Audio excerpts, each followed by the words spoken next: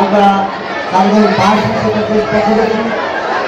আমরা কারিগরি বাসকে ধন্যবাদ জানাই, কৃতজ্ঞতা জানাই।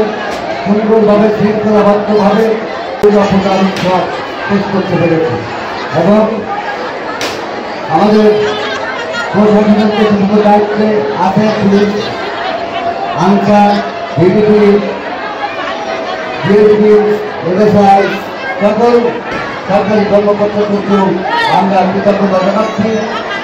আজকের এই দিন পর্যন্ত সাফল্যমণ্ডিত করার জন্য আবারও কারিগর বাসের পক্ষ থেকে কৃতজ্ঞতা জানিয়ে আগামী দিনে সবার উজ্জ্বল ভবিষ্যৎ কামনা করে, সবার সুস্বাস্থ্য কামনা করে আগামী দিনে আমরা যাতে একসাথে চলতে পারি, এই পরিবেশ বজায় থাকে সেই কামনা করছি এবং বিএনপির ভারপ্রাপ্ত চেয়ারম্যান তারেক রহমানের পক্ষ থেকে, দেশ নেত্রী বেগম খালেদা জিয়ার পক্ষ থেকে বিজয় হওয়ার সঙ্গে শুভেচ্ছা জানিয়ে আমি আমার সংক্ষিপ্ত বক্তব্য এখানে শেষ করছি।